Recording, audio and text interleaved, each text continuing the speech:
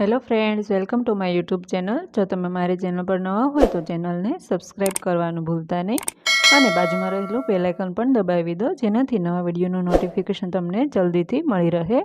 તો આજે આપણે બનાવીશું ઠંડીમાં ખાવાની મજા પડે તેવું ટેસ્ટી અને સ્પાઇસી સેવ ઉસળની રેસીપી। તો સૌપ્રથમ મેં 250 ગ્રામ જેટલા વટાણાને ફોલીને રેડી કરી લીધા છે, તેને કુકરમાં એડ કરી દઈશું। ત્યારબાદ તેમાં સ્વાદ પ્રમાણે થોડું મીઠું એડ કરીશું અને થોડું પાણી પણ એડ કરી દઈશું। જનરલી સેવ ઉસળને સૂકા વટાણાને પલાળીને તેને બાફીને બનાવવામાં આવે છે, પરંતુ આપણે અહીંયા ઇન્સ્ટન્ટ સેવ ઉસળ બનાવીશું। અત્યારે લીલા વટાણાની સિઝન હોવાથી આ લીલા વટાણામાંથી સેવ ઉસળ બનાવવાથી તે એકદમ ટેસ્ટી બને છે અને ખૂબ જ ઝડપથી પણ બને છે। તો આપણે અહીંયા વટાણાને 2 સીટી થાય ત્યાં સુધી બાફી લેવાના છે। વટાણા બફાય છે ત્યાં સુધીમાં આપણે બીજી તૈયારી કરી લઈએ। તો તેના માટે મેં અહીંયા મિક્સર જારમાં ડુંગળી લઈ લીધી છે। ત્યારબાદ આ રીતનું કટ કરેલું લીલું મરચું એડ કરી દઈશું। 7 થી 8 જેટલી લસણની કળીઓ એડ કરીશું। સેવ ઉસળમાં લસણનો ટેસ્ટ એકદમ સરસ લાગે છે। થોડું આદું એડ કરીશું। ત્યારબાદ મિક્સર જારનું ઢાંકણ બંધ કરીને આપણે તેની પેસ્ટ બનાવી લેવાની છે। તો મેં અહીંયા ડુંગળી મરચાં તથા લસણની પેસ્ટ બનાવીને તૈયાર કરી લીધી છે। ત્યારબાદ મેં અહીંયા ટામેટાને પણ આ રીતના ઝીણા કટ કરીને રેડી કરી લીધા છે। લગભગ 2 સીટી થઈ ગઈ છે, તો આપણે કુકરનું ઢાંકણ ખોલીને જોઈ લઈએ। તો સૌપ્રથમ તેમાં રહેલી વધારાની હવા નીકાળી લઈશું અને ઢાંકણ ખોલીને જોઈ લઈએ। તો તમે જોઈ શકો છો ફક્ત 2 સીટીમાં વટાણા એકદમ સરસ બફાઈને તૈયાર થઈ ગયા છે। હવે સેવ ઉસળ બનાવવા માટે અહીંયા કડાઈમાં 3 ચમચા જેટલું તેલ ગરમ થવા માટે મૂકીશું। આમાં તેલનું પ્રમાણ થોડું વધારે રાખવામાં આવે છે, પરંતુ જો તમને ના પસંદ હોય તો ઓછું પણ કરી શકો છો। તેલ ગરમ થાય એટલે તેમાં અડધી ચમચી જેટલું જીરું એડ કરીશું। 1 પિંચ જેટલી હિંગ એડ કરીશું અને વઘારને સંતળાવા દઈશું। ત્યારબાદ આપણે જે ડુંગળીની પેસ્ટ તૈયાર કરીને રેડી કરી રાખી હતી તેને કડાઈમાં એડ કરી દેવાની છે અને તેને વઘાર સાથે સારી રીતે મિક્સ કરી લેવાની છે। અહીંયા આપણે ડુંગળી ટામેટાની ગ્રેવીને સારી રીતે કૂક કરી લેવાની છે, જ્યાં સુધી તેમાં રહેલી કાચી સ્મેલ જતી ના રહે। તો તમે જોઈ શકો છો તેમાંથી થોડું તેલ છૂટું પડવા લાગ્યું છે, પરંતુ હજુ ગ્રેવી થોડી કાચી છે, તો આપણે તેને સતત આ રીતના મિક્સ કરતા રહીશું અને પકાવતા રહીશું। લગભગ 3 મિનિટ જેવું થયું છે અને ડુંગળી સારી રીતે પાકી ગઈ છે। તો ત્યારબાદ આપણે તેમાં કટ કરેલા ટામેટાં એડ કરીશું। અહીંયા તમે ટામેટાને કટ કરવાને બદલે તેની પ્યોરી કરીને પણ એડ કરી શકો છો, પરંતુ મેં અહીંયા તેને કટ કરીને લીધા છે। તેને સારી રીતે મિક્સ કરી લઈશું। હવે ટામેટાં જલ્દીથી સોફ્ટ થઈ જાય તેના માટે સ્વાદ પ્રમાણે મીઠું એડ કરીશું અને અડધી ચમચી જેટલી હળદર એડ કરીશું। આપણે વટાણાને બાફતી વખતે પણ મીઠાનો ઉપયોગ કરેલો છે, તેથી અહીંયા માપસરનું રાખીશું। બંને વસ્તુને ગ્રેવી સાથે સારી રીતે મિક્સ થવા દઈશું અને ટામેટાં સોફ્ટ થાય ત્યાં સુધી આપણે ગ્રેવીને પાકવા દેવાની છે। લગભગ 2 થી 3 મિનિટ જેવું થયું છે અને તમે જોઈ શકો છો ટામેટાં પણ સારી રીતે સોફ્ટ થવા લાગ્યા છે।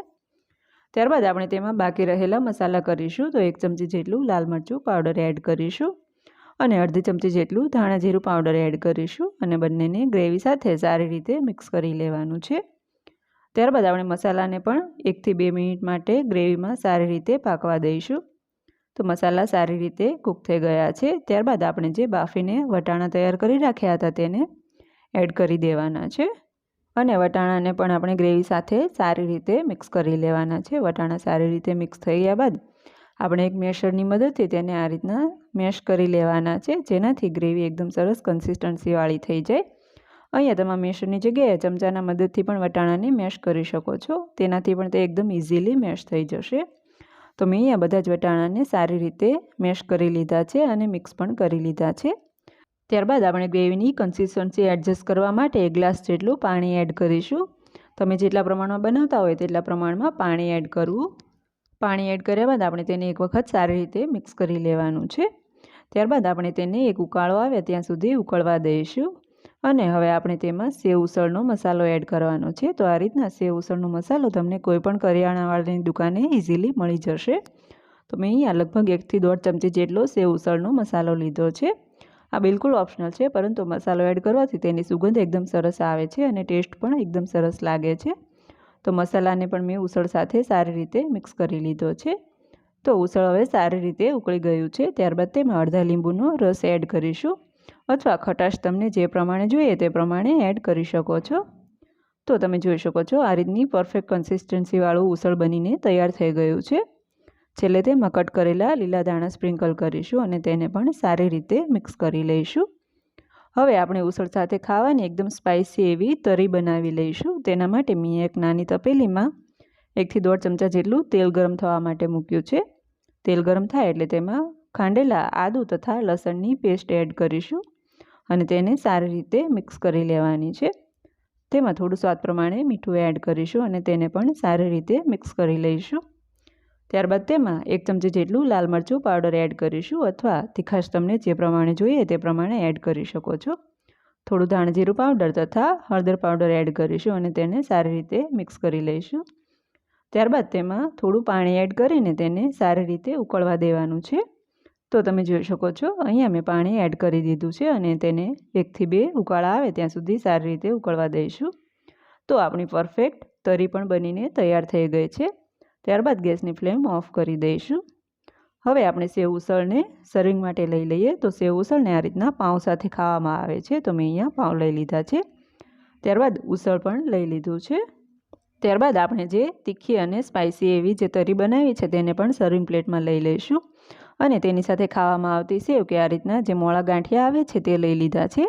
તમે તેની જગ્યાએ રતલામી સેવ કે તમને કોઈ પણ પસંદ હોય તેવું મિક્સ ચવાણું લઈ શકો છો. સાથે લીંબુ પણ મૂક્યું છે અને આ રીતના ડુંગળી ટામેટાનું સલાડ પણ લઈ લીધું છે. તેને આપણે સર્વિંગ પ્લેટમાં લઈ લઈશું. તો તૈયાર છે આપણી એકદમ ટેસ્ટી અને સ્પાઇસી એવી સેવ ઉસળની થાળી. તો એક વખત આ રીતના લીલા વટાણામાંથી સેવ ઉસળ બનાવીને જરૂરથી ટ્રાય કરજો. ખૂબ જ ટેસ્ટી અને ઓછા સમયમાં બનીને તૈયાર થઈ જાય છે. તો તમને મારી આ લીલા વટાણાના સેવ ઉસળની રેસીપી કેવી લાગી તે કમેન્ટ બોક્સમાં જરૂરથી જણાવજો. તેમજ જો મારી રેસીપી પસંદ આવી હોય તો વિડીયોને લાઇક કરો, શેર કરો, કમેન્ટ કરો અને મારી ચેનલ કાજલ્સ કુકિંગને સબસ્ક્રાઈબ કરવાનું ભૂલતા નહીં. અને સાથે સાથે ઇન્સ્ટાગ્રામ પર પણ ફોલો કરો જેની લિંક મેં ડિસ્ક્રિપ્શન બોક્સમાં આપેલી છે. Thank you.